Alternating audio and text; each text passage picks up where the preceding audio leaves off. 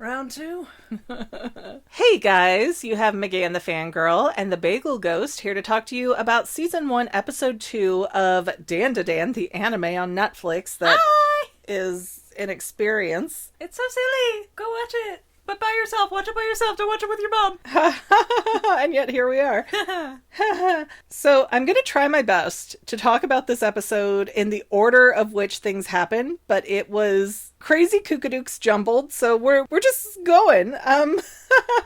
So this episode starts off exactly where the last episode ends, where Momo is like, no, you're a liar. That can't be your name. Kin Takakura is not your name. You like occult stuff, so I'm naming you Okarun. And he's just like, alright. Yeah, he's just like, oh, cool. I'm so happy to have a friend. It's the only time he's ever gotten attention from anyone ever. It's so sad. Like, it's so pathetically sad. He's a male wife. Let him be. And as Momo kind of gets emotionally charged up, Okarun is becoming Turbo Granny again. Yeah, it fluffs back up. Yeah, it just kind of like starts remanifesting itself, so Momo is having to keep this thing in check like all the time. It's a curse. It's not meant to be easy. Yeah, but he just got it, and she just got her powers. That sounds exhausting. It's training for her, I guess. But yeah, in the first episode, you told me that his name was Okarun when I was making notes, and I'm like, I didn't catch his name, what is it? And I guess this is where she actually gives him that nickname, like it did not exist in the show before episode 2. Kind of like in Resident Evil, where you get all the way through the movie and they never name the main character at all. What's his name? Like,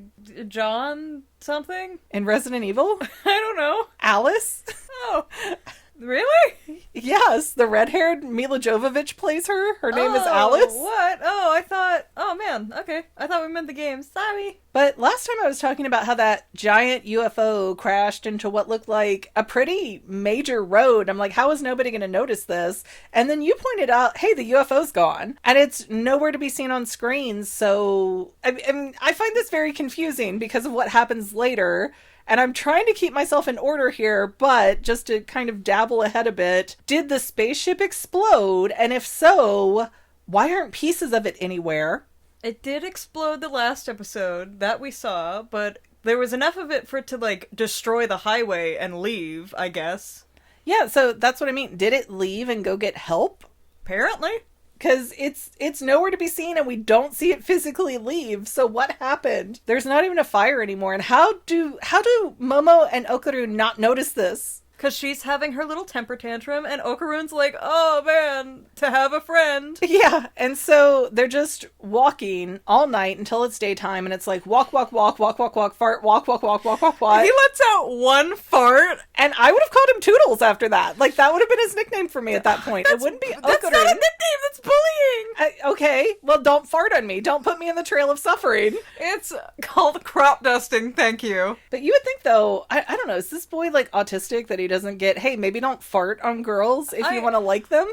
She's not physically, but her ghost hands are gripping him, apparently. Like, they're gripping him to keep the curse in, so I guess he's tooting. I guess it's squeezing out. Wait, when he said you're putting a lot of pressure on me, he didn't mean psychologically? I don't know what to do with this show. She squeezed a toot out. There was a lot of yelling. I do not know what to do with this show. It's just a little one. But Momo, for no given reason, is just like, oh, Turbo Granny's not going to be out during the daytime because ghosts don't come out in the daytime. Says who? Like, why would she have to walk around with that stupid loser pose on her head if ghosts were not out at all times? Well, maybe it's for other things. Maybe it's so that she doesn't accidentally step into a cursed stone or something. Just, it's weird. But they decide Turbo Granny is not going to be in her tunnel, so they're not going to confront her right now. Let's go to Momo's shrine temple thing that she lives in. It's a really big house, too. It is really big, and I can't tell if it's a house with an archway, but the grandmother is a psychic religious lady, so I'm pretty sure it's a temple or a shrine. Look, once you meet this grandmother, no part of you will ever think that she is religious. But that's, like, the whole thing of doing the moves and the powers. Okay. That's supposed to be religious, she's, like Moroku. She's a psychic, not a monk. She's a psychic. Psychics aren't like, oh, and Jesus says that you'll have good fortune. They're like, the stars say you'll lick a quarter today. Or like, whatever they say. I don't know. Without having seen the grandmother in the show yet, because I've never seen this before. You've seen it at least twice. I have no idea what to think of Grandma, but I have the impression that she's, like, a religious lady. I don't know. Like, she's running the shrine. It's not like a shrine people go to, it's just their house. But they get to this house, and it's got the archway, shrineway thing, and as soon as Okarun walks through it, he bursts into flames. Not just any flame. Special demon flame. Yeah, special demon flames, and Momo has to yeet him into the lake right across the way there. You couldn't be standing in a ditch. You couldn't be sitting in a ditch. You had to be laying face down in the ditch. And she's just like, oops, my bad. Grandma has a barrier here. Oopsies, she pulls off this, like, really big bookmark-looking piece of paper, and I know culturally... It's a seal. Yeah, culturally it's a seal, but to us Americans, it looks like a really oversized bookmark. You put it in the special edition illustrated Harry Potter books. You put it in your biology encyclopedia. You're studying mitosis or meiosis. And while they're inside getting clothes on, and for some reason Okarun gets dressed like he's gonna go to the Squid Games. That's all she had for him. She doesn't have boy clothes. They know what they were doing. They could have made that any color, and they made him look like he's going to the Squid Games. Maybe it's to contrast his later form. But Momo's like, hey, have you checked to make sure that your man piece has actually been taken by Turbo Granny? And he's like, oh no, I haven't. Let me look. Oh my gosh, it's got, like, dude, have you not coped with this being a possibility in this much time? He was busy tooting. Did you not feel it missing while you were walking around for, like, hours? Look, I don't know how boys are with their bananas, but I feel like it's not like, oh, you're constantly feeling it. It's like you gotta touch it to remember that it's there. The way I have seen men act, and granted, I have never had one of my own male pieces, I feel like they're pretty attached to it, and that they are very aware of its presence. Their whole world. At all times, yes, it's like their whole world. That's why boy cats get so distraught after they get neutered. And I love that Momo's like, oh, let me see that your piece is missing. Let me see this Ken doll action. His name's Ken Takakura. Yeah, I made that joke last time. He's a Ken doll. But when they were coming into the house, Momo made this announcement kind of casually of like, oh, by the way, my grandmother hates boys. So if you see her, you better run for your life. But he's not really a boy anymore, though, is he? Well, he's not male, but he's still a boy. I feel like Granny's issue is going to be the male centerpiece, as it were, his banana. No. And that if you have a completely smooth banana-less boy, that there's no reason to be upset. I just want to assume that, like, every time a guy comes over, she's like, wait. Pat, pat. But then the doorbell starts ringing, and Okarun's like, oh shoot, is that your grandmother? Do I need to hide? And she's like, no, I've never heard this doorbell. Oh, wait, Granny told me that there's 2 doorbells that she had installed. One for normal people and one that only evil spirits can use. Like, what? Okay, wait, if I'm a regular spirit, do I not see it? Like, what is the limit of evil I have to be before I get that option? And do you just walk up as an evil spirit to the front door and something drops down like Pee Wee Herman and it's like, no, you gotta use this bell, brah. Like, bigot bells? How do you even access this? How was this even installed? Because somewhere there is a chime for it. Maybe it's another talisman. No, because they just keep ringing it. I don't know. How does this thing appear? Where does it come from? Where does it go, Cotton Eye Joe? More to the point, why is it that this creature is able to ring the doorbell? Because when they see its shadow and how big it is at the front door, Momo's like, let's sneak out the back door and I'll put the seal back on the entryway and then that'll burn him up. And Okarun's like, well, you better let me out of the entryway first and let me out of here so I don't burn up. But as soon as they get outside, like, the whole sky gets dark. And it starts glitching around the sides in a little cube. So they end up walled in, like cement walled in from floor to sky in the perimeter of Momo's house. And again, I didn't see if she had neighbors, but did nobody notice this happening? Well, it's implied that it's not real because all the damage that's done inside the barrier just doesn't exist. So they just like projected them to a different plane? Yes. That happens a lot, and a lot of people think that they're just crazy, which is fair. If someone came to you and was like, hey, this giant alien ringed my doorbell and tried to kill me. Ringed my doorbell?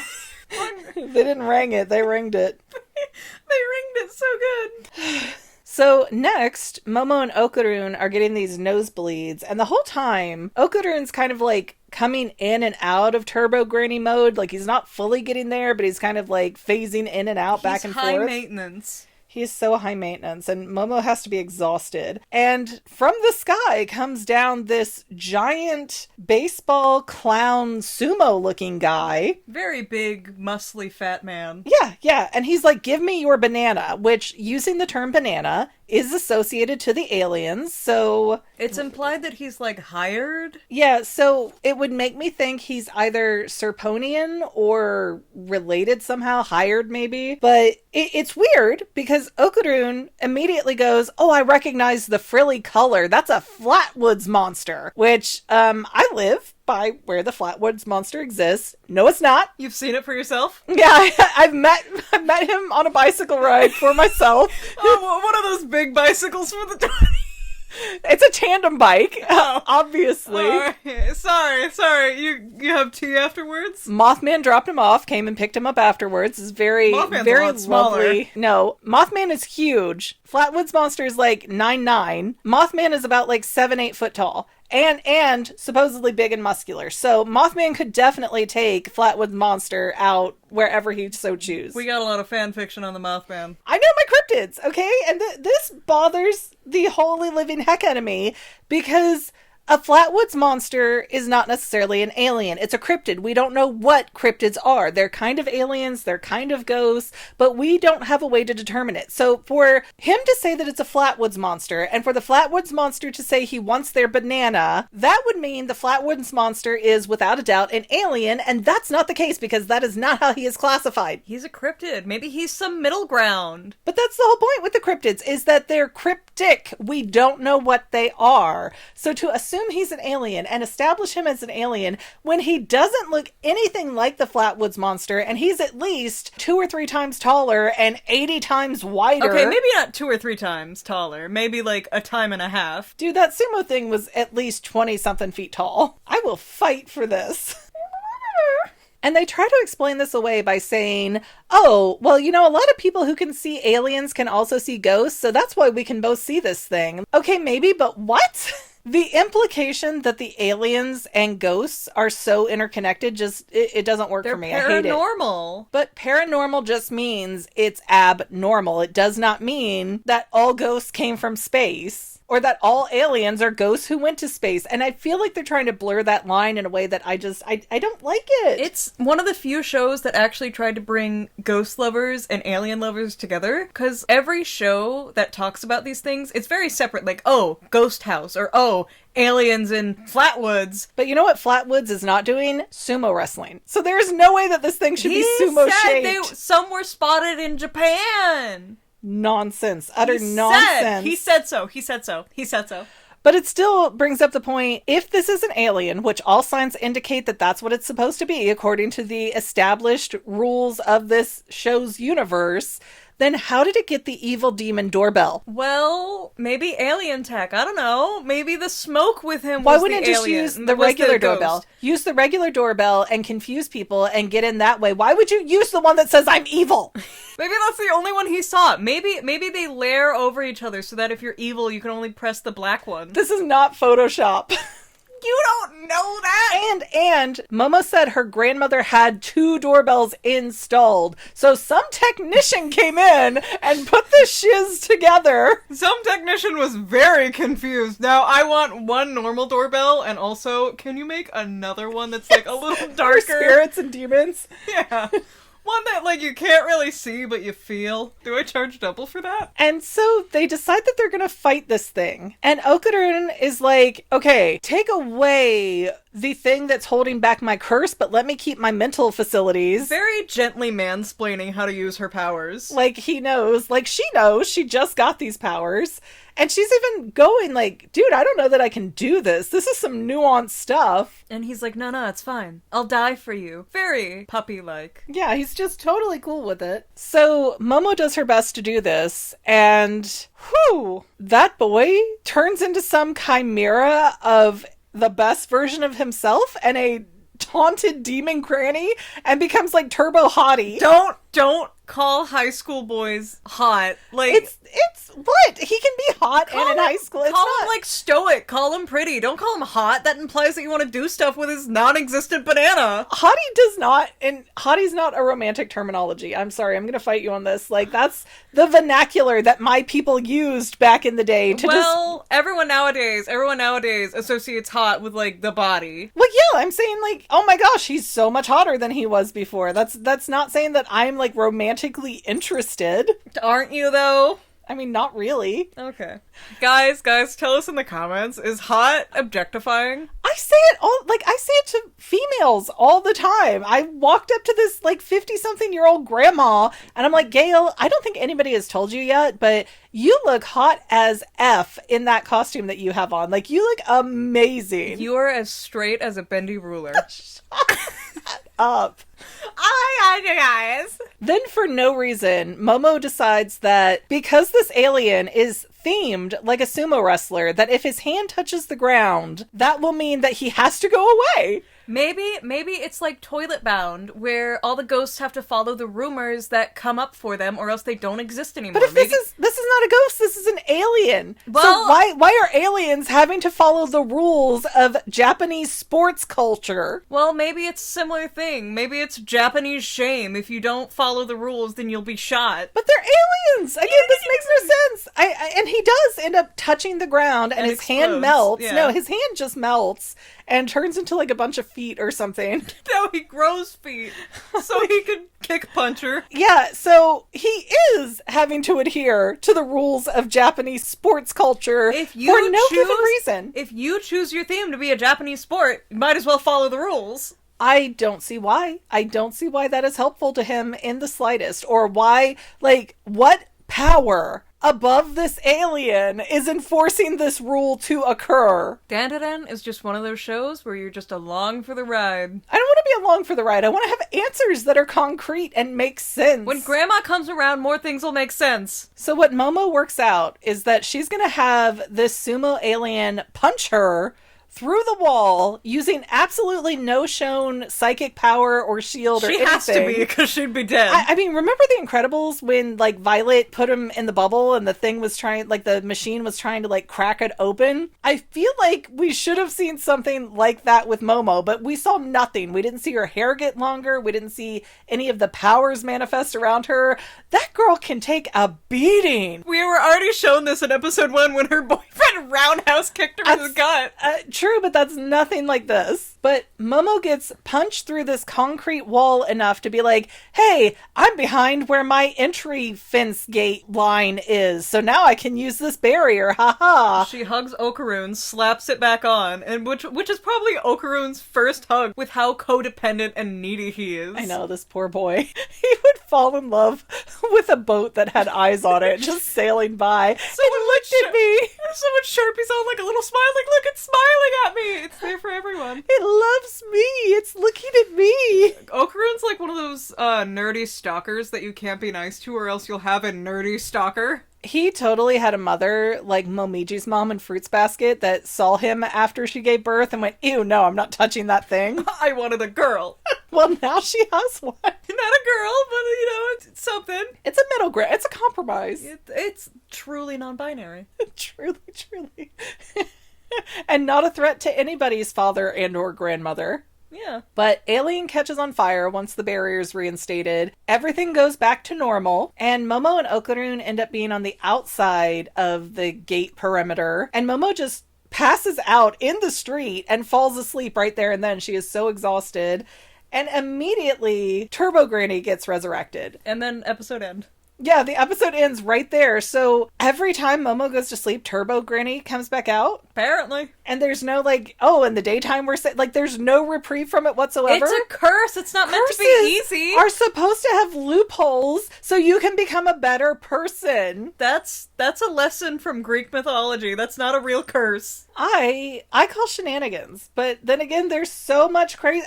This doorbell doesn't make sense. My brain's gonna explode. Well, it never comes back again, so you don't have to worry about it. I want to meet the technician that installed it. Maybe Grandma put it in. Momo said my grandmother had 2 doorbells installed. There is some black magic technician out there putting these into Japanese shrines. He gets a lot of questions from his mom about what he does for work. Okay, here's another question. Did Grandma make the seal or buy the seal that caught all the aliens? And again, why are the aliens catching on fire from seals for beds? They're evil! They're spirit seals, not alien seals. You don't know that. They won't work on regular people. So does Grandma make the seals? Or does she buy the seals? I assume she makes them. Then she's a religious person. That is a religious act, like Moroku and Inuyasha. Maybe it's that she's putting her psychic powers into them. Grandma's a psychic. Grandma's a religious psychic that lives in a shrine. Look, when you meet Grandma, every part of you will be like, oh no, that's not religious. Well, I guess we're going to have to continue this fight later because we are out of moments to talk about unless you have anything else to add. No, not really. Okay, then please don't forget to like, subscribe, comment, share, or join the channel as a member if you want to. Helps us. All the things but the membership are free for you and it really helps us out, especially the sharing. DanDaDan is a pretty short series, so we are taking recommendations in the comments for other animes that we can talk about or horror series that we can talk about because we're trying to get a balance of a cartoon, an anime, and a horror show, like live action horror show. So if you guys have interest in any of that, please contribute with comments. Yay! Yippee! Other than that, we will see you next week in the next episode. Bye. Bye. And to any of my members here on YouTube, a huge bottom of my heart thank you for all of your help and support. If you would like to become a paid channel member, there is a link in the description below. Thanks again, guys. Love you. Well, family members, we're almost done, but I want to invite you to hang out with me in some other places. I'm on Twitter